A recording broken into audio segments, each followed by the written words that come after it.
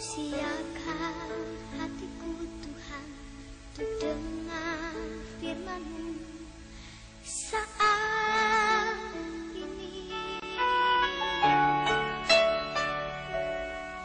Ku sujud menyembah-Mu Tuhan, masuk hadirat-Mu saat ini. Curahkan urapan-Mu Tuhan bagi jemaat-Mu saat ini. Ku siapkan hatiku Tuhan dengar firman-Mu.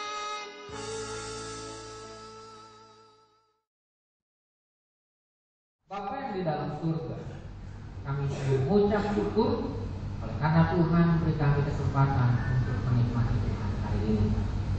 Dan hamba bersyukur karena hamba boleh berada di tengah-tengah pemuda yang Tuhan persiapkan, baik untuk bangsa ini, baik untuk gereja, baik untuk masa depan mereka sendiri.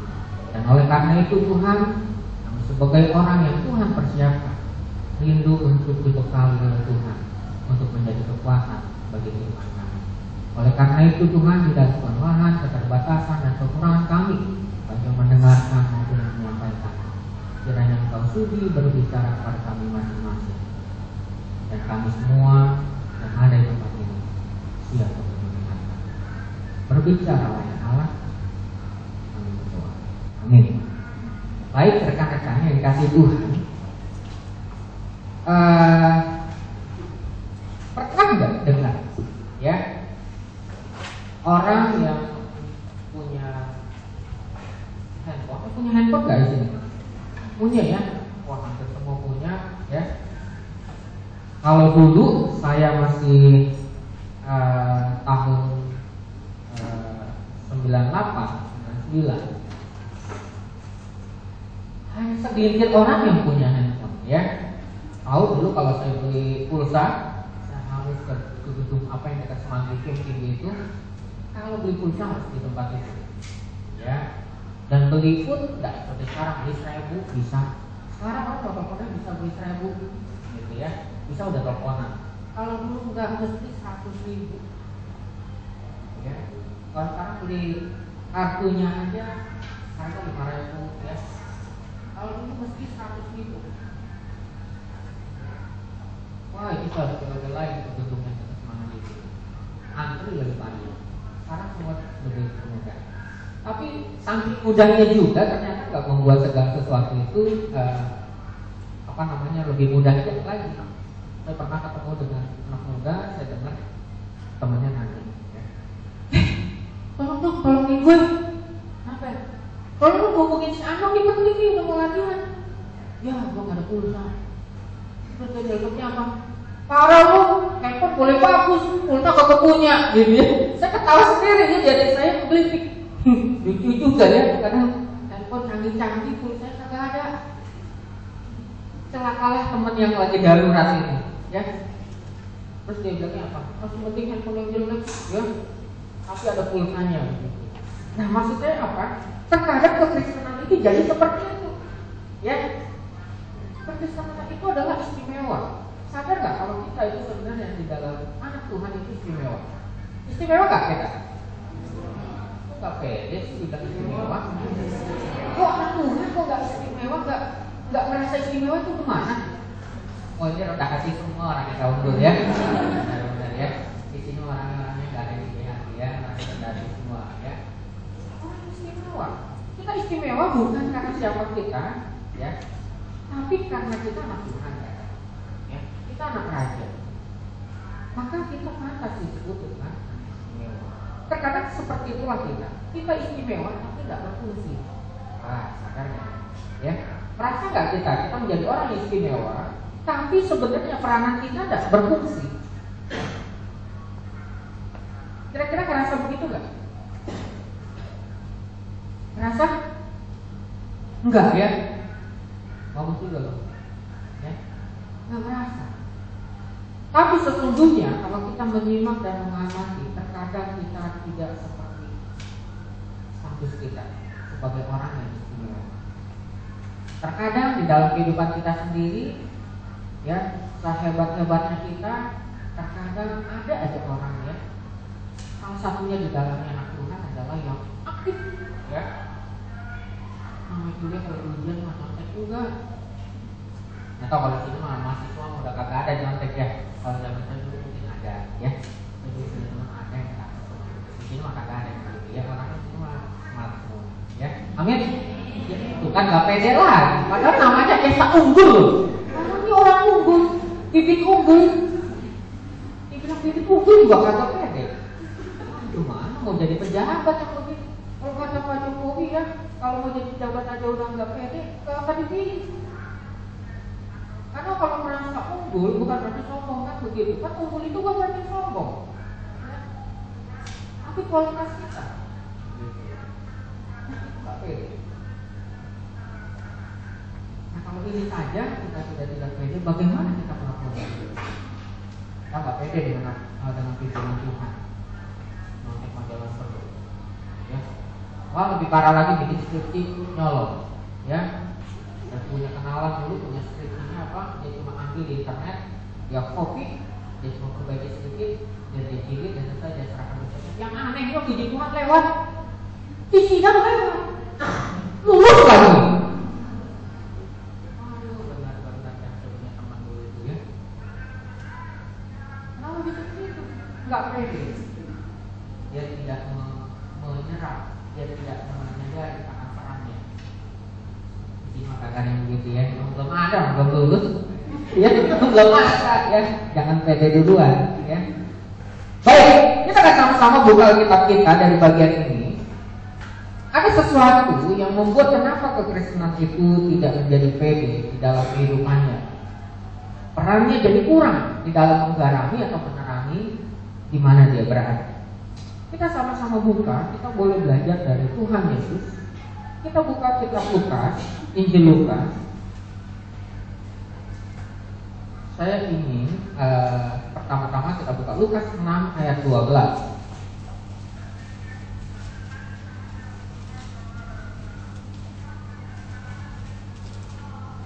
Oke, Lukas 6 ayat 12 bisa tolong bacakan? Siapa yang mau jadi volunteer?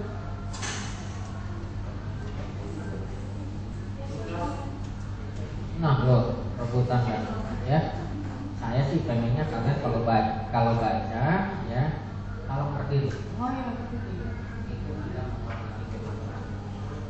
Ya, berdiri. Oke, Lukas 6 ayat 12. Lukas 6 ayat 12.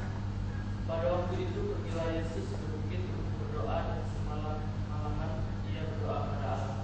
Oke. Yang kedua, orang berikutnya Lukas pasal 21 ayat 37.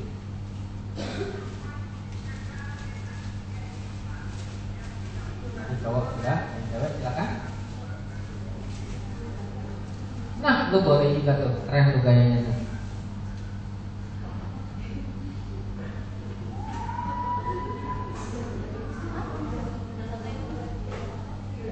Ya, Lukas pasal 21 ayat 37.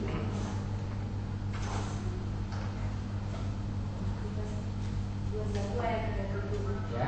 Pada siang hari Yesus mengajar di bait Allah, dan pada malam hari ia keluar dan bermalam di gunung yang bernama Bukit Salib. Oke, lanjut next. Pasal 22 ayat 39. Nah, ini mungkin yang tengah-tengah, ya. Karena cewek cowok udah yang tengah-tengah. Oh enggak ya? Enggak, dia tadi perannya udah bagus kok. Terus siapa namanya? Kambing Rider. Ini baca nih. Ya bukan berarti dia tengah-tengah, ya, enggak, ya.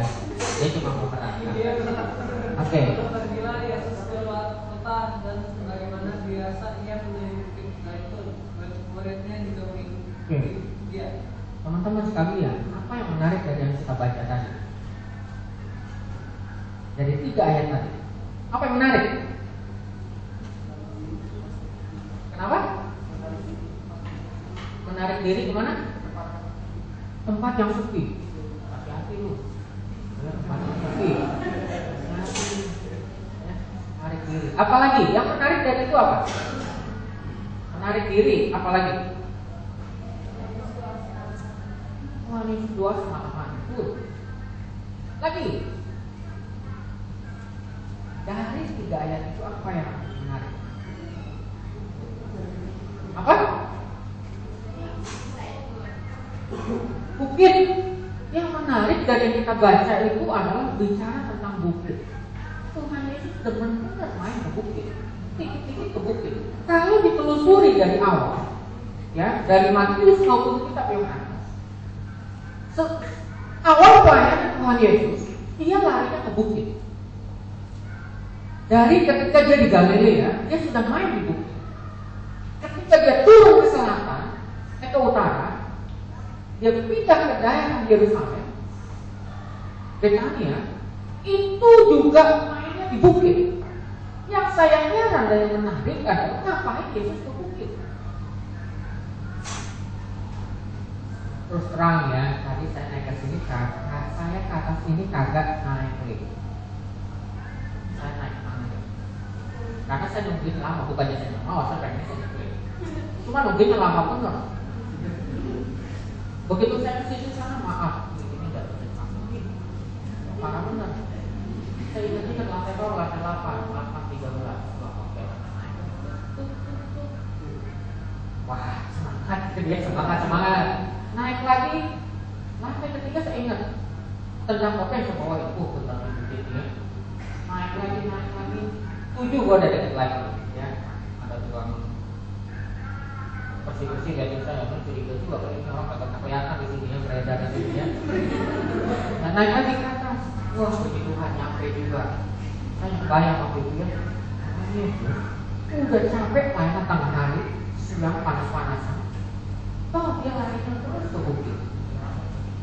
Wah capek banget saya.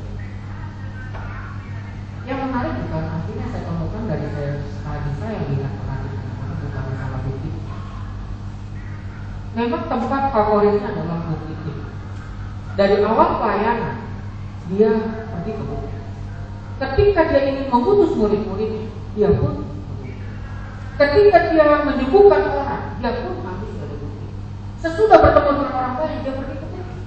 Ketika dia melakukan preaching, pengajaran, khotbah, ceramah, itu pun dari bukit. Dan dia pernah melakukan itu di bukit. Ketika dia sudah turun ke Yerusalem, masa mau penyaliban, dia tetap ke bukit. Ditangkap pun dalam posisi ada di bukit. Meninggal pun kalau di bukit. Ketika naik ke surga dari mana? Di bukit. Maka saya pikir Tuhan itu senang benar main di bukit. Maka ketika saya mati, kenapa di bukit? Saya nggak tahu begini. Ketika Tuhan Yesus melakukan pelayanannya, melakukan aktivitasnya, dia selalu kembali ke bukit. Esoknya dia pergi pagi-pagi, benar dia pergi. Dia balik lagi ke bukit. Maka berulang kali prosesnya adalah selalu pergi ke bukit. Maka apa yang enak, apa yang menarik di bukit? Maka kalau kita baca tadi singkat yang kita baca, maka yang dia lakukan adalah berdoa. Menarik tadi, menarik ini di tempat yang sini. Saya pelajari lagi apa itu, kenapa tradisi di Alkitab bicara tentang bukit. Maka kalau di Perjanjian Lama bicara tentang bukit, itu bicara tentang kehadiran Tuhan, tentang representasi Allah di tempat itu, kemuliaan Tuhan nyata di tempat itu. Tapi pernah juga Salomo melakukan kesalahan yang fatal, membangun dewa-dewa di tempat. Zaman Yosia dihancurkan, didirikan kembali tempat. Maka bisa dikatakan PDKT bicara tentang bukit berarti memang bicara tentang indeks di mana tempat itu tempat tidak bisa menikmati Tuhan. Ketika Yesus sudah sepanjang hari melakukan segala sesuatu, maka itu perlu lagi bukit. Kalau di tempat saya itu daerahnya daerah Jawara, ya tempat saya tinggal itu daerah Jawara. Maka daerah Jawara itu ketahuan ya. Maka daerah itu selalu yang nonton itu apa? Emang kekuatan penguasaan. penguasa di tempat itu adalah orang yang punya kemampuan kesaktian. Dan setahu saya perhatikan daerah saya itu, dari mana mereka dapatkan begitu-begituan? Karena rata-rata kalau pergi mereka ke daerah-daerah yang selalu pegunungan itu, perbukitan itu selalu berbuat gambaran di tempat orang-orang di mana itu kesaktian. Nah, kalau tanda kutip Yesus itu sedang memperoleh, sedang mendapatkan, sedang mempersiapkan kesaktian. Masalahnya perbedaannya di mana? Beda. Dalam kehidupan kita itu dengan cepatnya segala sesuatu yang membuat kita juga terbawa dan akhirnya kita capek sendiri. Begitu. Tuntunannya sangat berat. Maka nggak menutup kemungkinan hidup gue jenuh, capek, muak, muntah, terserah. Frustrasi bisa. Tapi kita ingat, ketika di dalam situasi seperti itu Yesus lakukan dia mengakui, ada di sana, berada di sana. Menikmati persekutuan dengan Bapa. Artinya di dalam bagian ini adalah persekutuan itu penting untuk menjaga tetap kebugaran dari dirinya dalam melakukan kehendak. Maka yang saya nikmati dari bagian ini memang begitu. Sesibuk apapun, sekacau apapun dunia ini, kalau kita terus dibarengi dengan kita menikmati atau kita memiliki persekutuan yang pribadi dengan Allah, dengan Tuhan, maka saya dengan teman-teman sekalian pasti akan terus punya kesegaran baru untuk kita memulai aktivitas ini. Hanya Tuhan. Maka belakangan ini saya lagi aktif itu di Central Park. Itu ada komunitas dari saat ministry yang sedang meneliti, memberikan rekaman, melakukan penelitian. Kenapa persekutuan atau ibadah-ibadah kaum muda itu memiliki kecenderungan menurun? Bahkan di Eropa, kaum muda itu menganggap gereja itu tidak lagi relevan. Nah, tahu apakah masih menganggap gereja itu relevan? Kenapa mereka salah satu ditanya dari hasil survei itu adalah kenapa mereka meninggalkan gereja? Karena gereja tidak lagi relevan. Gereja bukan lagi sesuatu yang menarik. Maka mereka keluar solusi DO dari gereja. Kenapa bisa begitu? Karena pada intinya adalah setiap pribadi yang ada tidak menikmati Tuhan. Maka harus jujur dalam diri sendiri. Apa yang membuat kita jauh dari persekutuan atau dari gereja atau dari komunitas yang membawa kita bergerak? Karena memang kita tidak menemukan itu. Kita tidak punya persekutuan pribadi dengan Allah. Dan kita tidak menikmati itu karena kita memang tidak punya persekutuan pribadi. Maka dalam bagian ini belajar apa-apa. Di tengah kesibukan, di tengah tantangan, di tengah halangan, Yesus bukan mudah-mudah saja pelayanannya, bukan? Dia banyak tantangan. Banyak orang juga yang meragukan dia. Banyak orang yang malah mencibir. Bahkan orang mau membunuh, mau menyakiti, mau dibunuh. Bayangin aja kalau pengurus di tempat ini pelayanan terus gak dihargai sama teman-teman yang lain. Bayangkan saja tadi waktu mimpin WL ya saya semua sibuk ngobrol. Apa nggak bikin diskotik? Apa nggak bikin orang jadi mundur? Bisa saja. Karena gak dapat support dari yang lain. Tapi kenapa Yesus tetap stabil? Dan dia lakukan kehendak Bapa meskipun harus pakai yang dia terima. Yang saya menarik adalah saya ingat adalah selalu menarik diri ke bukit, menyendiri, dan dia berdoa. Dia lakukan apa itu berdoa semalam? Artinya apa berdoa semalam? Saya tidak bisa, saya tidak pernah doa semalam. Yang saya ada adalah orang selalu bilang kita doa semalam dulu. Kalau saya tidak pernah berdoa semalam nanti. Saya tidur kok. Tapi kenapa dilakukan seperti itu? Itu sudah yang dinikmati dengan adanya persekutuan yang indah dengan Bapa. Maka kalau kita punya persekutuan yang indah, maka saya jamin 100% orang yang memiliki persekutuan yang indah dengan Bapaknya, tatkala dia melakukan banyak hal aktivitas di luar, maka dia selalu menarik diri untuk membangun hubungan dengan Bapaknya. Maka pasti dia selalu akan keluar dengan energi yang baru. Maka bohong kata, kalau kita pelayanan sehebat apapun kita lakukan, tapi kalau kita tidak punya relasi, atau kita tidak punya hubungan, tidak punya persekutuan pribadi dengan Allah, maka bohong kalau persekutuan itu bisa naik. Bohong sekali. Yang ada adalah kekecewaan. Begitu apa yang diharapkan tidak dapat umpan, maka dia akan kecewa. Berapa banyak pengurus-pengurus di gereja, kerajaan di gereja itu mengundurkan diri dari gereja, bahkan tidak mau lagi dipilih jadi pengurus gereja.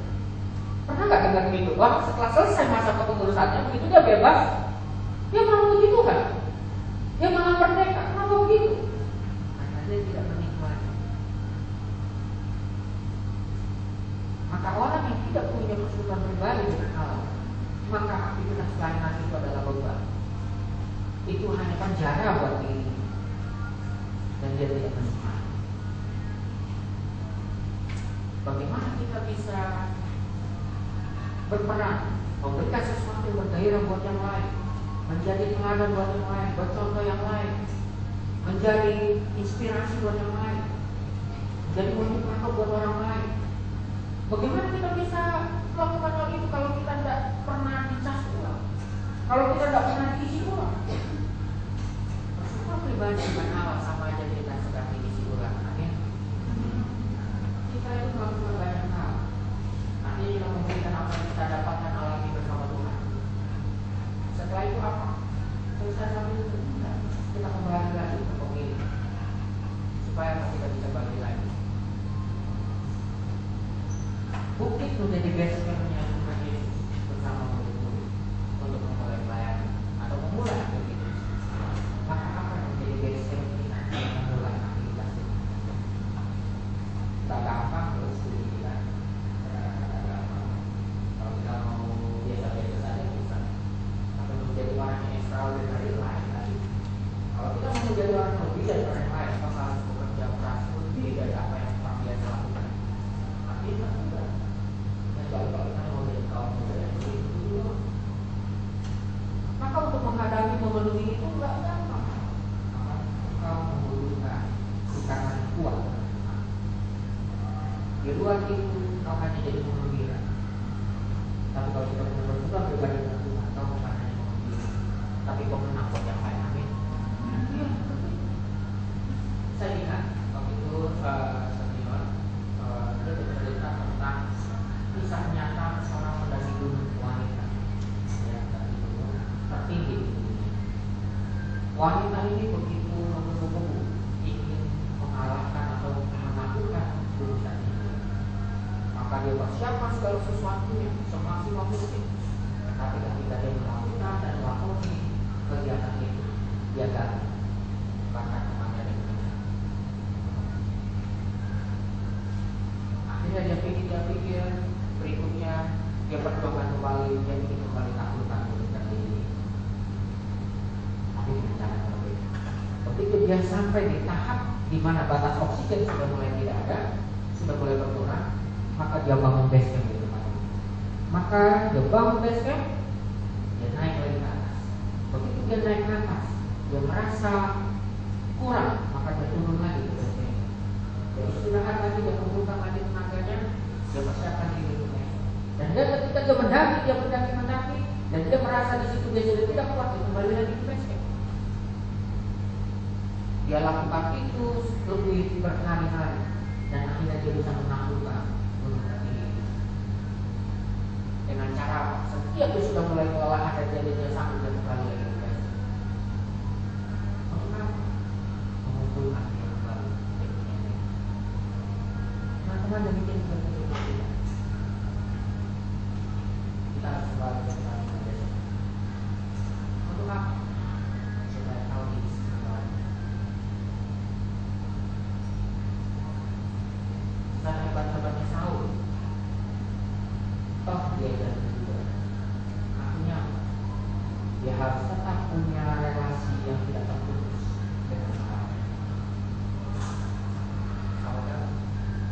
hebat-hebatnya Daud.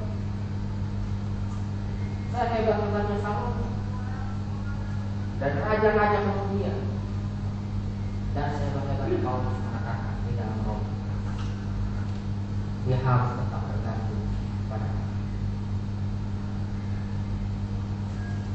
Yesus sudah memberikan kita teladan. Setiap apapun yang dia lakukan, dia kembali ke Yesus. Nah sekarang yang jadi base camp kita siapa?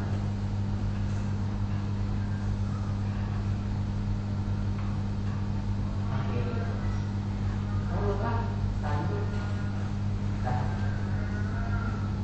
kalau kan dalam melakukan kita pelayanan, jangan lupa kembali pada base camp.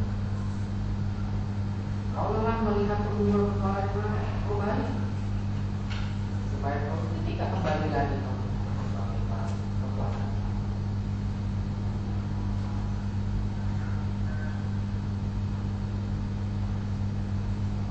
Sekarang kembali ke kita. Kami melakukan kita sendiri. Yang tahu kekuatan kita adalah diri kita sendiri dan Tuhan. Kesanggupannya juga tidak tahu. Maka orang di mana basic kita? Disitulah tempat kita teraman, terindah, dan terenak kita menikmati Tuhan.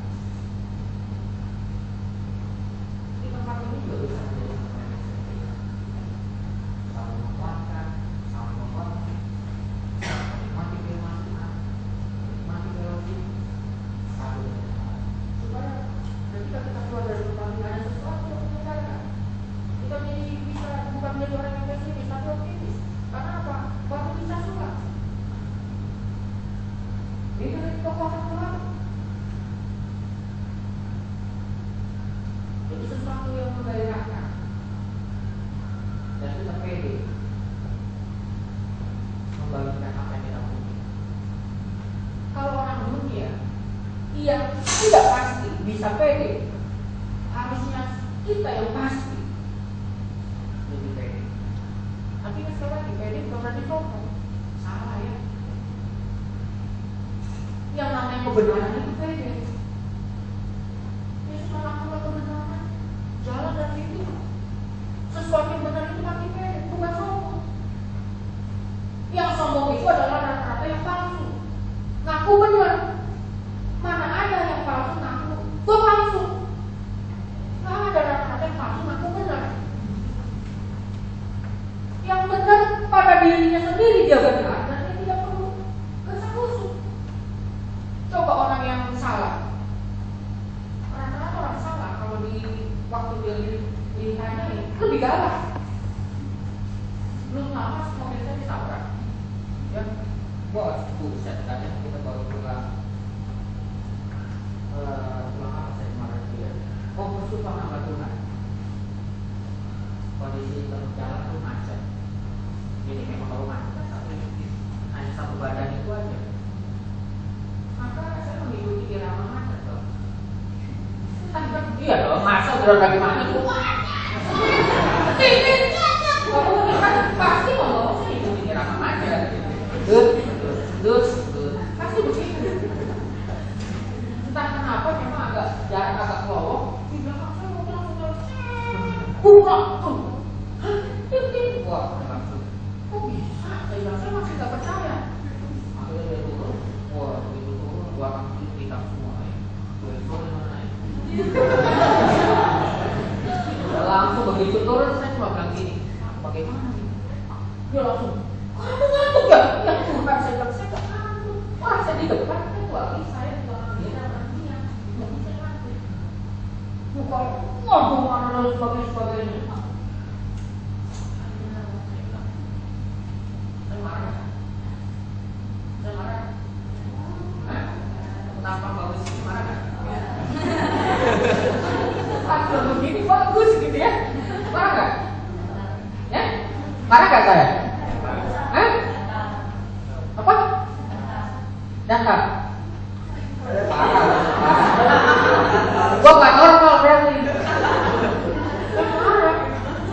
Saya marah. Saya manusia kok. Wah, saya menghambat itu bukan berarti nggak boleh marah. Saya marah juga. Wah, kok udah salah. bilang, lebih parah lagi dia ngomong kotor. Dia provokasi saya. Ada apa buka kotor buka.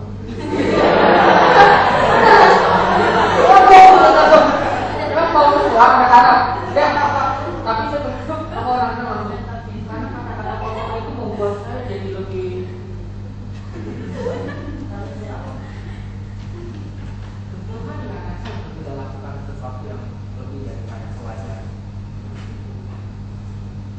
Dan temannya datang ini mobil truk berikutnya datang dan dia bangga mungkin kelihatan dari ekspresi belum berhenti temannya buru-buru belum pakai begitu temannya berhenti depan saya bilang dia lihat saya kayak kaget ternyata ketangkep.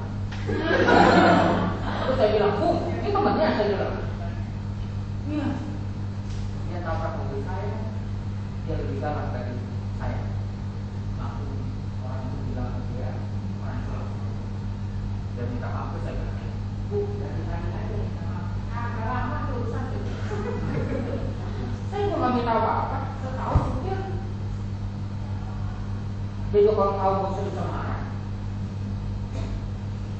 waktu saya jabat dari tadi aja begini kita agak lama di jalan ini setengah jam loh dia ngomong begitu terus gue bingung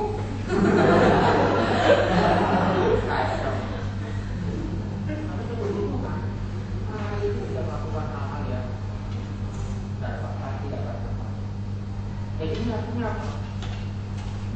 Yang salah itu selalu akan mempertahankan dirinya benar. Maka yang benar itu dia tidak akan mempertahankan. Karena apa yang dipertahankan? Memang benar. Yang selalu ngotot itu adalah pasti yang salah. Apa yang palsu?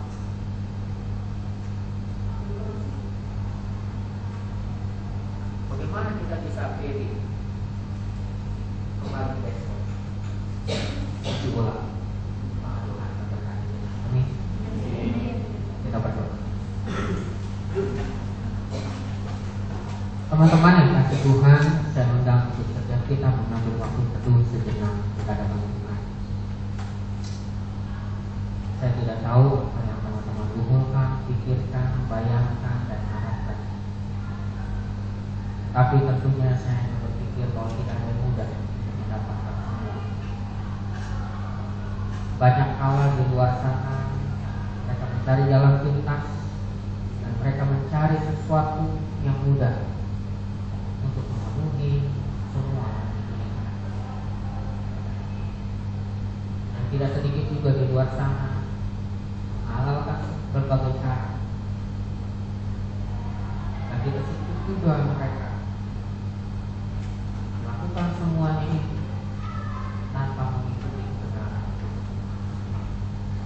Dan sayangnya tidak sedikit juga anak Tuhan tidak pede dengan pimpinan dan pemerintahan Tuhan, sehingga tidak punya peran dan berkurang peran di dalam lingkungan. Teman-teman yang dikasihi Tuhan, hari ini Tuhan berbicara kepada kita semua. Entah apa yang Tuhan bicarakan setelah disampaikan dan bagaimana kita merespon. Setidaknya firman Tuhan hari ini mengingatkan kita kembali bahwa tidak ada cara yang mudah untuk mendapatkan, dan tidak ada tenaga atau kemampuan sehebat apapun yang bisa mendapatkan. Satu hal yang sederhana yang Tuhan Yesus lakukan untuk melakukan perannya, mengerjakan apa yang Bapaknya miliki, menolong kebutuhan setiap orang yang ada di lingkungan. Dia tidak menyalahkan lingkungan dan tidak menyalahkan semua kesalahan-kesalahan yang ada yang terjadi oleh masyarakat pada waktu itu. Tapi yang menarik adalah dia menarik dirinya untuk bertemu dengan Bapa, membangun persekutuan yang indah agar dia terjaga. Demikian juga dalam kita. Persekutuan kita dengan Tuhan untuk menjaga dan melindungi kita dan memampukan kita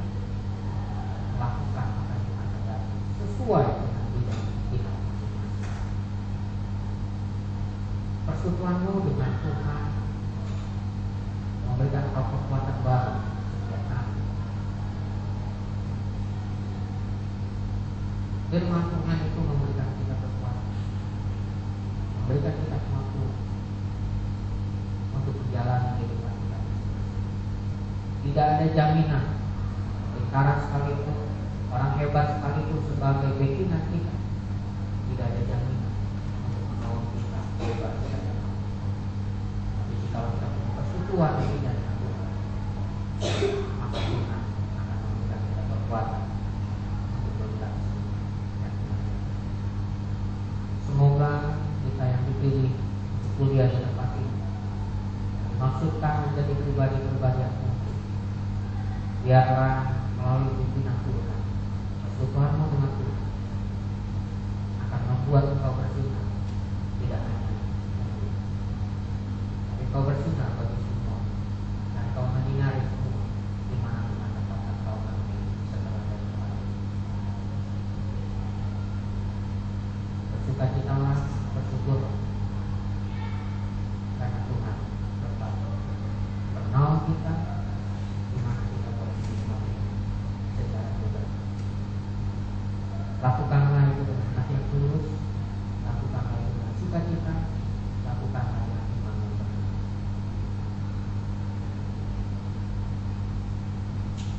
Bapa yang dalam surga, demikianlah kami mendengarkan Engkau pada hari ini. Mampukan kami di dalam kelemahan dan keterbatasan kami. Biarlah Allah Roh Kudus yang akan membimbing, menuntun, dan memberikan kami kekuatan sehingga kami mampu melewati kehidupan kami, hari kami, pergumulan kami, maupun pelayanan kami. Ya. Engkau sumber kekuatan kami, dan Engkau pulihkan kami di dalam pergumulan kami. Di dalam Yesus, Tuhan dan Tuhan.